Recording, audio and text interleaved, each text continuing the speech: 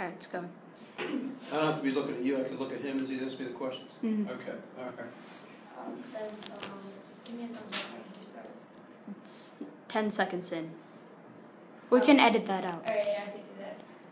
So, how has technology helped you do your job? It's helped in a lot of ways. One of the big things that has been developed over the last 30, 40 years has been with fingerprints. Back in the 50s, 60s, everything was done manually with ink. Fingerprints would have to be read manually, meaning that prints would be put on an index card, and then we would actually you'd have officers trained that would then look at the fingerprints and compare them to prints that we would get from a crime scene manually, where they would have to look at it with a magnifying glass. Since then, some of the technology that has come along is everything is computerized. There is a automated system called AFIS, which off the top of my head I can't remember what the acronym, what it stands for, but basically now everything is automated, whereas we can take your fingerprints, feed them into the computer, and within an hour or so the prints will come back where we can identify someone who might be lying about their name or their information, someone that might be wanted in a crime. It'll also let us know if the person, if we've gotten fingerprints maybe at a break-in, a burglary scene, it'll come back with a match and let us know that the individual that we have and we've maybe that we have in custody, maybe that we're interviewing or questioned about something, is in fact a suspect and maybe a crime that's been unsolved. So that's just one of the things that has been really helpful. How have you used technology to do your job? Actually, the computer system that I just mentioned is one. Another technology that really has that we've started to utilize within the last 10 years has been the taser. Okay, and this has been a great tool for us because it's a non-lethal weapon. Or if we encounter somebody who might be armed with a knife, rather than always relying on deadly force, the use of a gun, a taser has been a good option or a good tool for us.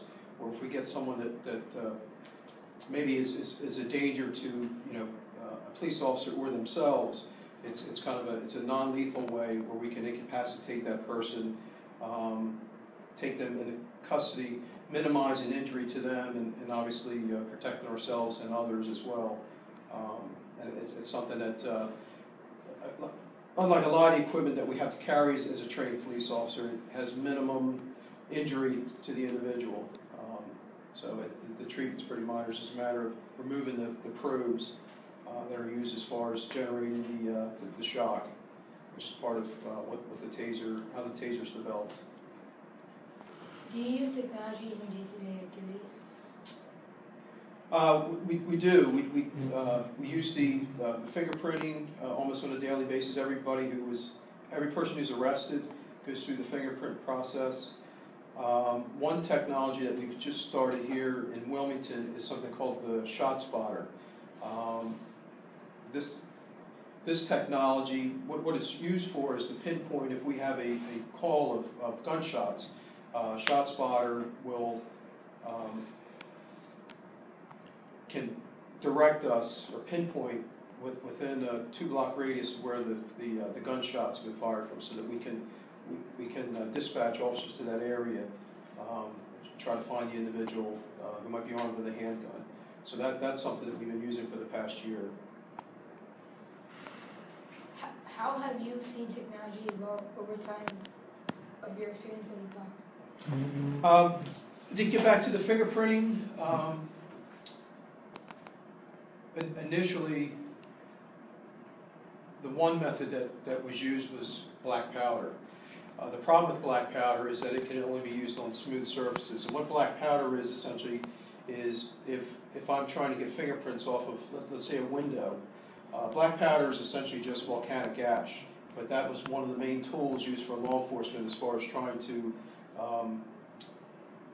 recover fingerprints, solve a crime, so to speak. Since then, they developed a method using super glue. And the term for it is cyacrylate fuming, is the long technical word for it. what was nice about that that development or that technology was that black powder could only be used on smooth surfaces. So if you had a surface that had a rough texture to it, like a handgun often has a grip on a handgun, we're able to use the glue basically to, if there's prints on the gun, the glue will vaporize and will adhere to any fingerprints.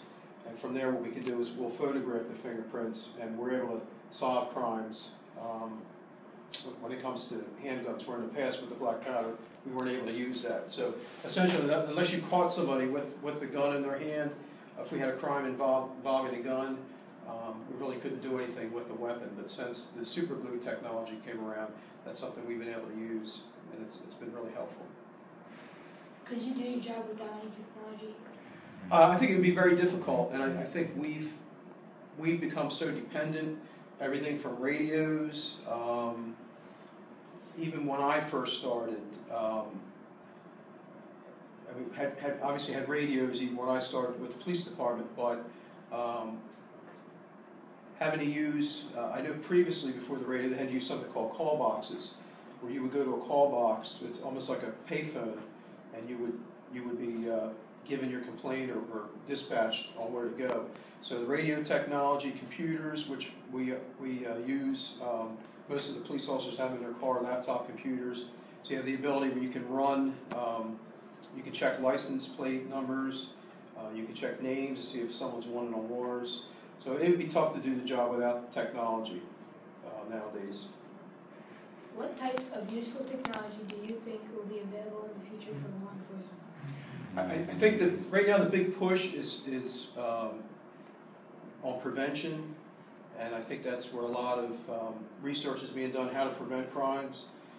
And I think we're getting to the point where sooner or later we're going to see some type of technology, whether it's software that they'll utilize, where they can input maybe crimes that have been occurring in a certain area and try to predict or prevent.